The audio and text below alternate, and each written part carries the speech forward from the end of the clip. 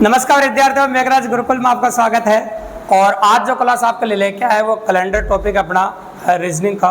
और calendar topic में जितनी बेसिक चर्चाएं होती है वो सारे बेसिक चर्चाएं इस वीडियो के माध्यम से कंप्लीट करेंगे।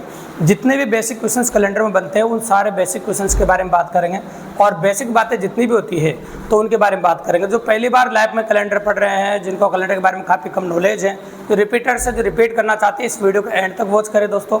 बहुत मज़ा आने वाला है आपको और बेसिक ऑफ वेरिएंट का भी कंप्लीटली पूरा होने वाला है इस वीडियो के माध्यम से। तो विदाउट स्किप ईयर एंड तक देखिए और बहुत मज़ेदार वीडियो होने वाला है। काफ़ी जीरो से स्टार्ट कर रहे हैं और बहुत अच्छे अच्छे क्वेश्चंस के बारे में बात करने वाले हैं अपन।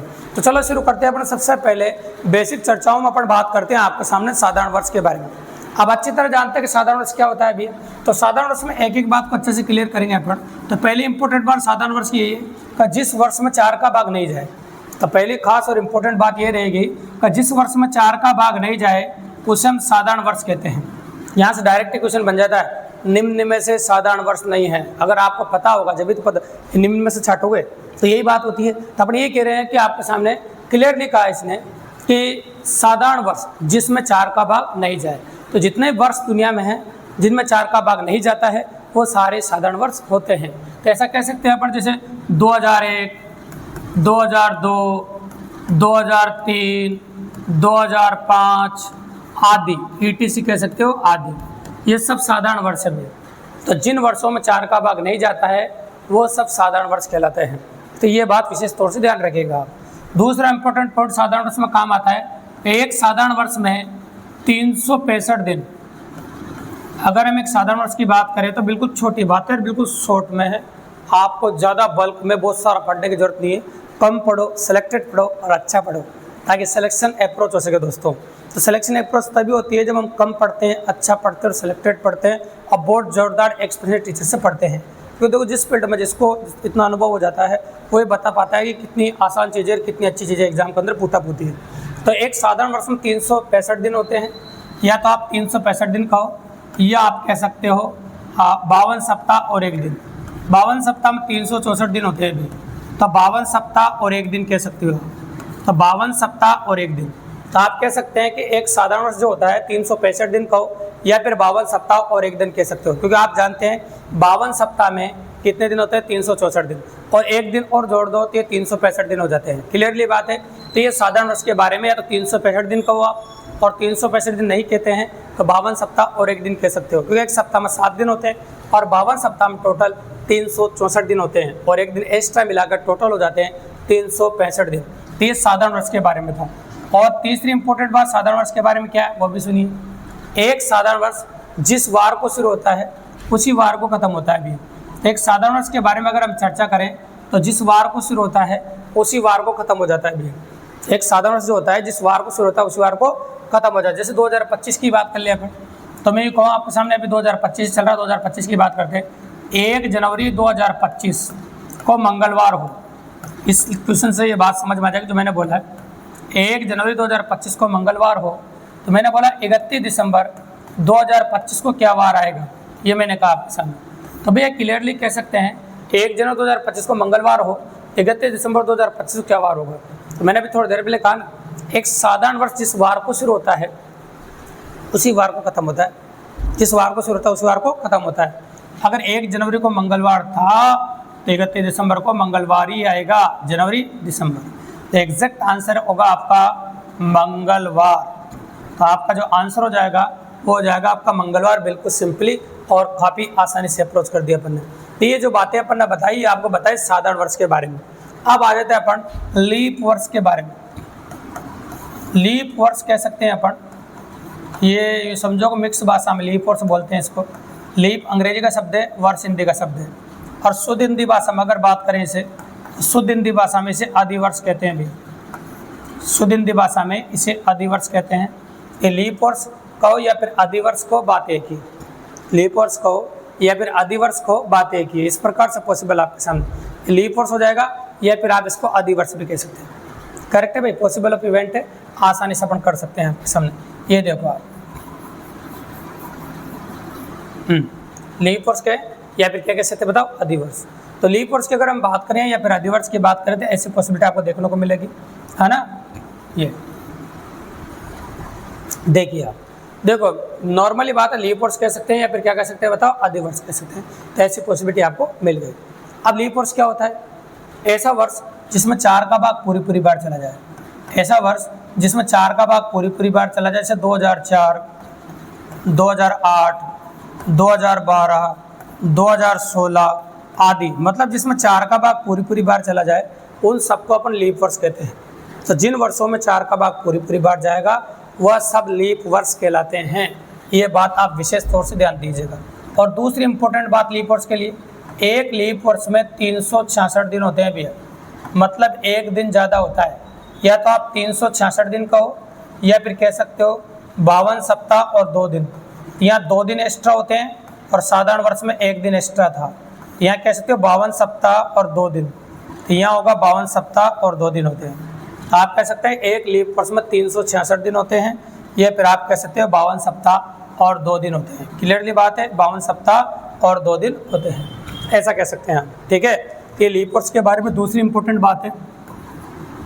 जैसे मैंने दूसरी बात लिखी, आपके दिमाग में बात आई, सर एक लीप वर्ष में 366 दिन होते हैं, एक दिन बढ़ जाता है, तो एक दिन क्यों बढ़ता है? एक दिन बढ़ने के जैसे बालकों ने कहा, तो मैंने एक बात कह दी, सर 29 की फरवरी आती है।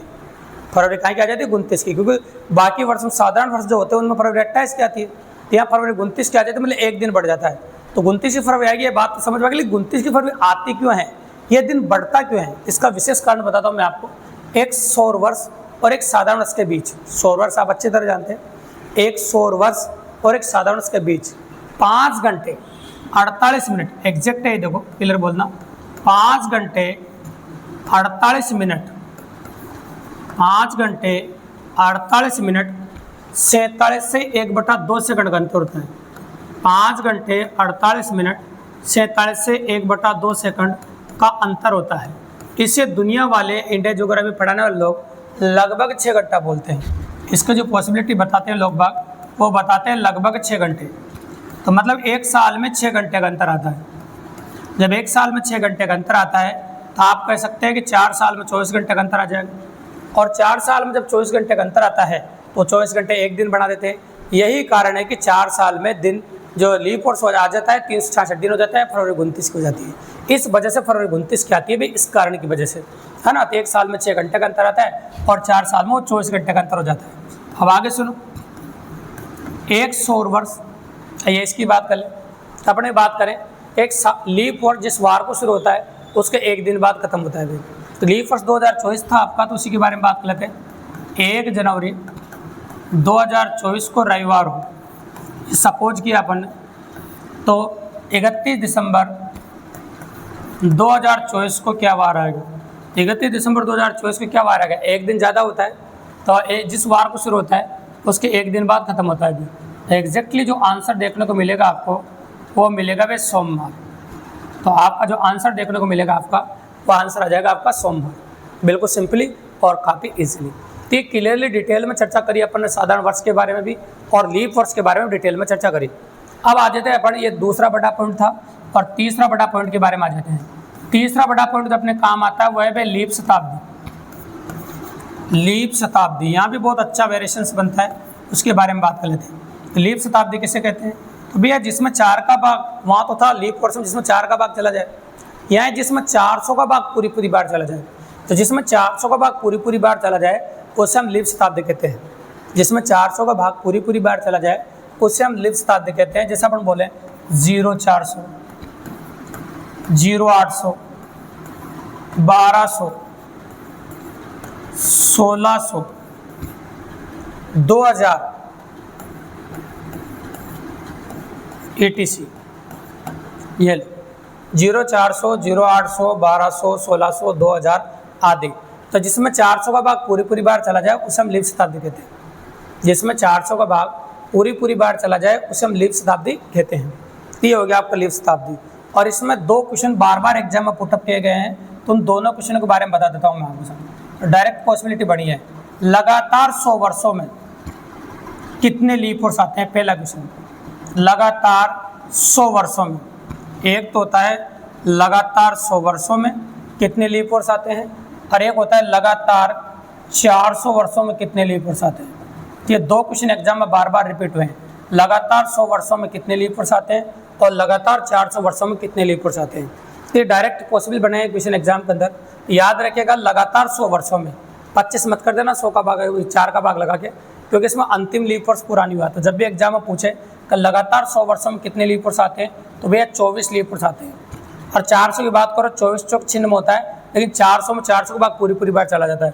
तो याद रखिएगा इसमें 97 लीप वर्ष होते हैं। तो दोनों क्वेश्चन एग्जाम में बार रिपीट हुए हैं और डायरेक्ट रिपीट हुए। तो एक बार और सुना देता हूँ। पहला क्वेश्चन में लगातार 100 वर्षों में कितने लीप वर्ष आते हैं, तो लगातार 100 वर्षों में 24 लीप वर्ष आते हैं। और लगातार 400 वर्षों में कितने लीप वर्ष आते हैं, तो लगातार 400 वर्षों में 97 लीप वर्ष आते हैं। तो लीप शताब्दी से दोनों क्वेश्चन बार रिपीट हुए हैं और इनकी जो एग्जाम में पॉसिबिलिटी बनी है वो काफ़ी अच्छी बनी। अब इसका चौथे पॉइंट की बात कर लेते हैं। मैंने कहा था ना बेसिक पॉइंट में 4 पॉइंट है और बेसिक चर्चाएं 4 पॉइंट पर रहती है। तो चौथा पॉइंट भी समझ लेते हैं अपन। तो चौथा पॉइंट आपका डायरेक्ट पॉसिबल है, उसके बारे में बात करेंगे मेरे चौथे पॉइंट में। तो चौथे पॉइंट में 2 इंपॉर्टेंट बातें जो आपको ध्यान में रखनी पड़ेगी।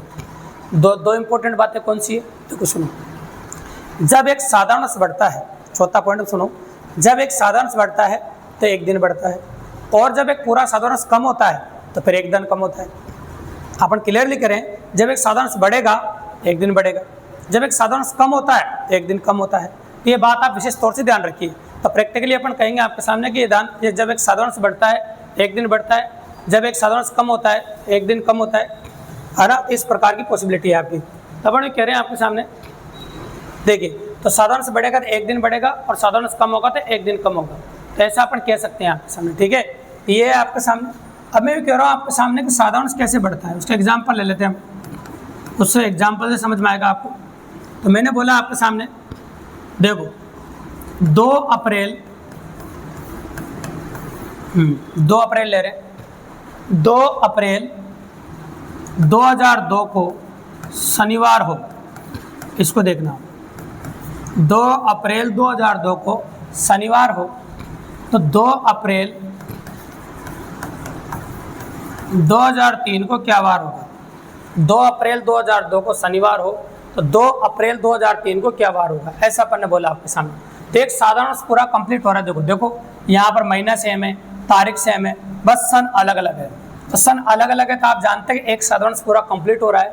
2002 2003 एक साधारण से आता है। जब एक साधारण से बढ़ता है तो भैया 1 दिन बढ़ता है। मैंने कहा ना आपके सामने कि जब एक साधारण से बढ़ता है तो 1 दिन बढ़ता है। तो 1 दिन बढ़ेगा तो इसका जो आंसर है आपका वो रविवार आ जाएगा भी। एकदम क्लियर बात है, ताकि आपको कैलकुलेशन नहीं करना पड़े और काफ़ी इजीली कर सके। तो मैंने दूसरी इंपॉर्टेंट बात बोली कि साधारण से कम होता है। साधारण से कम कैसे होता है, देखो सुनो। 3 मार्च 2010 को गुरुवार हो, 3 मार्च 2010 को गुरुवार हो, ऐसे बोला। तो 3 मार्च 2009 को क्या वार होगा, 3 मार्च 2009 को क्या वार होगा। आप अच्छी तरह जानते 3 मार्च 2010 को गुरुवार हो, तो 3 मार्च 2009 को क्या वार होगा, ऐसा आपसे बोला गया है। तो आपको क्या करना पड़ेगा, देखो महीना सेम है, तारीख सेम है, सन अलग है, तो आपको 1 कम करना पड़ेगा इसमें। तो 1 कम हो जाएगा, क्योंकि आप जानते हैं कि साधारण से कम हो रहा है। जब साधारण से बढ़ता है तो 1 दिन बढ़ता है, साधारण से कम होता है तो 1 दिन कम होता है। तो आपका जो आंसर आएगा वो आ जाएगा आपका बुधवार। एग्जैक्ट जो आंसर होगा आपका वो होगा आपका बुधवार, ठीक है। एग्जैक्टली जो आंसर होगा आपका बुधवार। तो बताओ 4 नंबर पॉइंट से क्या सीखने को मिला आपको। 4 नंबर पॉइंट से आपको यही सीखने को मिला कि जब एक साधारण से बढ़ता है तो 1 दिन बढ़ता है, और जब एक साधारण से कम होता है तो 1 दिन कम होता है। अब आ जाते हैं पॉइंट नंबर 5 पे अपन। तो 5 नंबर पॉइंट में अपन लीप वर्ष के बारे में चर्चा करेंगे आपके सामने। तो मैं ये कहूँ, जब एक लीप वर्ष बढ़ता है, जब एक लीप वर्ष बढ़ता है 2 दिन बढ़ते हैं, क्योंकि उसमें 29 फरवरी आ जाती है। और जब एक लीप वर्ष कम होता है तो 2 दिन कम होते हैं भी। जब एक लीप वर्ष बढ़ता है 2 दिन बढ़ते हैं, और जब एक लीप वर्ष कम होता है 2 दिन कम हो जाते हैं। तो लीप वर्ष बढ़ता कैसे वो बता देता हूँ मैं। देखो आपको, जैसे मैंने बोला 20 जनवरी, देखो लीप वर्ष का बढ़ना तभी माना जाता है जब बीच में 29 की फरवरी आए, और जब तक बीच में 29 की फरवरी नहीं आ रही है तब तक उसको लीप वर्ष का बढ़ना अपन नहीं मानते। जैसे मैंने बोला 20 जनवरी 2004 को सोमवार हो, तो 20 जनवरी 2005 को क्या वार होगा। तो नोटिस करो, तारीख सेम, महीना सेम, सन बदल गया। लेकिन याद रखना 2020 जनवरी 2004 से लेकर 20 जनवरी 2005 तक जाएंगे, इसमें 29 फरवरी 2004 जरूर आएगा। मतलब 29 फरवरी आ रही है बीच में, और 29 फरवरी जब बीच में आ रही है तभी लीप वर्ष होता है।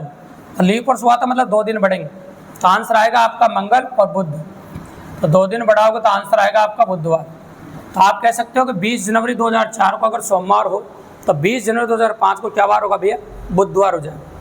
20 जनवरी 2005 को क्या वार हो जाएगा आपका? बुधवार। तो ये बिल्कुल सिंपली कर दिया, काफ़ी आसानी से अपन ने कर दिया। ये तो एक लीप वर्ष बढ़ने वाली बात है। अब एक लीप वर्ष घटता कैसे वो भी देख लेते हैं। तो एग्जाम्पल नंबर 2 देखो, एक लीप वर्ष घटता कैसे वो देखो आप। मैंने बोला देखो घटेगा आपको 4 नवंबर 2016 को शुक्रवार हो, 4 नवंबर 2016 को शुक्रवार हो, तो 4 नवंबर 2015 को क्या वार होगा? तो नोटिस करो तारीख सेम महीना सेम। अब 2016 से 2015 जाओगे उल्टा, इसमें 29 फरवरी 2016 जरूर आएगा भी। अब 29 फरवरी 2016 आएगा, 2 दिन कम हो जाएंगे क्योंकि लीप वर्ष कम हो रहा है, और लीप वर्ष कम हो रहा है इसका मतलब 2 दिन कम हो जाएगा। आपका आंसर आ जाएगा इसका बुधवार, गुरुवार और बुधवार। एग्जैक्ट आंसर जो बनेगा आपका वो बन जाएगा आपका बुधवार, मतलब इसका जो आंसर होगा आपका वो बुधवार हो जाएगा, बिल्कुल सिंपली। तो इससे भी दोनों क्वेश्चन क्या क्लियर हुआ? जब एक लीप वर्ष बढ़ता है तो 2 दिन बढ़ते हैं, जब एक लीप वर्ष कम होता है 2 दिन कम होते हैं। और उस पॉइंट से क्या क्लियर हुआ था आपका? उस पॉइंट से क्लियर होता है जब एक साधारण से बढ़ता है तो 1 दिन बढ़ता है, जब एक साधारण से कम होता है तो 1 दिन कम होता है। ये सबसे इंपॉर्टेंट बात है। अब अपन ये कह सकते हैं कि इन साधारण वर्ष और लीप वर्ष दोनों की बातें मिक्स करके एक बड़ा क्वेश्चन बना लेते हैं अपन। और बड़ा क्वेश्चन ये कहता है कि एक लड़का अपना जन्मदिन 1 जनवरी 2001 सोमवार को मनाता है। एक लड़का अपना जन्मदिन मनाता है 1 जनवरी 2001 सोमवार को मना रहा था। एक लड़का अपना जन्मदिन 1 जनवरी 2001 सोमवार को मनाता है, इस टाइम पे मनाता है। अब वो मना ही रहा था कि अचानक कोई आया उसको थप्पड़ मार दी भाई। ये प्रैक्टिकल लैंग्वेज है, समझ रहे पड़ा ना। अब उसको गुस्सा आ गया तो उसने कसम खाई कि जब तक मेरा अगला जन्मदिन सोमवार को नहीं आ जाता है और मैं उसको वापस थप्पड़ नहीं मार देता हूँ, तब जाके मैं अपना अगला जन्मदिन मनाऊंगा। मतलब मैं अगला जन्मदिन मेरा सोमवार को आना चाहिए, ठीक है, तो तब ये जन्मदिन मनाएगा। तो अपना क्वेश्चन यहाँ से ये बन जाता है कि कितने वर्ष बाद और कौन से सन में अपना जन्मदिन मनाएगा। तो देखो खा लेते हैं कसम। जैसे वो आपने साउथ की मूवीज़ देखी होगी, तो साउथ की मूवीज़ में देखा आपने यहाँ पर कितना खतरनाक काम होता है। तो देखो क्या होता है कि जैसे एक्सप्रेशंस जो होते हैं ना वो थोड़े लाउडली होते हैं।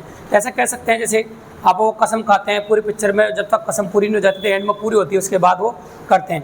तो यहाँ भी अपन जब तक सोमवार नहीं आएगा तब तक काउंट करेंगे, और सोमवार आ जाएगा तब उसकी कसम पूरी हो जाएगी, ऐसा अपन कह सकते हैं। तो 1 जनवरी 2001 को सोमवार है, तो क्लियरली अपन कह सकते हैं कि 1 जनवरी 2001 को सोमवार है।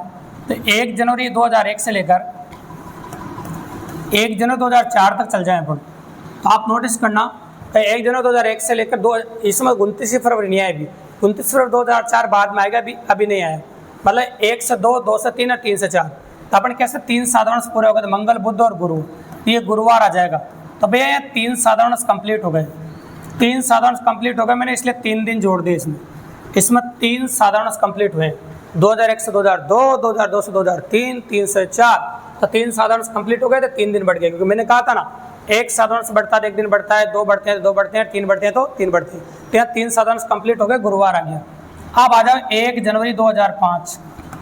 यह मैंने सिंगल इसलिए लिया है क्योंकि यहाँ लीप वर्ष आ रहा है, यहाँ 29 फरवरी बीच मारी है, तो एक साथ एक नहीं 2 दिन बढ़ेंगे भी, और 2 दिन बढ़ते हैं। ये गुरुवार का हो जाएगा, शनिवार डायरेक्ट ही, तो ये गुरुवार का मिलेगा आपको शनिवार डायरेक्ट ही 2 दिन बढ़ने के बाद। तो ये हो गया आपका शनिवार, क्योंकि लीप वर्ष आ रहा है 29 फरवरी बीच में, तो डायरेक्ट ही 2 दिन बढ़ जाएंगे, है ना। 29 फरवरी आते हैं 2 दिन बढ़ गए। अब आ जाओ डायरेक्ट 1 जनवरी 2007, वापस 2 साधारण से बढ़ जाएंगे देखो, और यहाँ आ जाएगा आपका सोमवार, 2 दिन बढ़ जाएंगे, रविवार और सोमवार। तो यहाँ 2 दिन बढ़ गए, 2 साधारण से बढ़ गए, 2005 से 2006, 2006 से 2007, तो यहाँ 2 साधारण से बढ़ गए। ये आ गया सोमवार। तो पहले इंपॉर्टेंट क्वेश्चन का जवाब तो आपको ये मिल गया, वो कौन से सन में अपना बर्थडे मनाएगा भैया। तो पहले क्वेश्चन का जवाब हो गया आपका, क्वेश्चन नंबर 1 का जवाब 2007 में मनाएगा भैया, अपना बर्थडे वो 2007 में मनाएगा। दूसरा क्वेश्चन ये बनता है, अपना दूसरा क्वेश्चन पूछा था अपने कितने वर्ष बाद मनाएगा। तो वर्ष देखो आप, यहाँ 2007 आ गया और शुरुआत 2001 से करी थी, 2007 में 2001 घटाओगे तो 6 वर्ष बाद। तो दूसरे क्वेश्चन का जवाब आ गया आपका 6 वर्ष बाद, मतलब अपना जन्मदिन वो 6 वर्ष बाद मनाएगा। अपना जन्मदिन जो मनाएगा वो 6 वर्ष बाद मनाएगा। ये बिल्कुल सिंपली बात है और आसानी से अपन कर सकते हैं। ये आपको दोनों क्वेश्चन का जवाब मिल गया। ये 2007 में मनाएगा पहला क्वेश्चन का आंसर, और दूसरे क्वेश्चन का आंसर 6 वर्ष बाद मनाएगा आपके सामने। तो इस प्रकार से अपन ने जितनी भी कैलेंडर में बेसिक चर्चा है अभी कोई टाइप वगैरह स्टार्ट नहीं करी है। जितने भी बेसिक क्वेश्चन बनते थे, जितने भी डायरेक्ट क्वेश्चन बनते थे, वो सारे क्वेश्चन हमने बता दिया आपको। तो प्रैक्टिकली अप्रोच है, सारे क्वेश्चनों के बारे में पढ़ना बता दिया। इस प्रकार की अप्रोच आपको देख सकते हैं और बहुत मज़ेदार इवेंट है। तो ये बेसिक चर्चा आपको समझ में आई है और आगे भी और क्लासेस देखना चाहते हैं आप और कैलेंडर को कंप्लीटली पढ़ना चाहते हैं और free of cost math reasoning पढ़ना चाहते हैं तो चैनल को सब्सक्राइब करें दोस्तों, लाइक करें, शेयर करें और ज़्यादा से ज़्यादा दोस्तों तक फैलाएं ताकि जो भी लोग free of cost math reasoning घर बैठे पढ़ना चाहते हैं हमारे चैनल के माध्यम से पढ़ सकते हैं दोस्तों। धन्यवाद।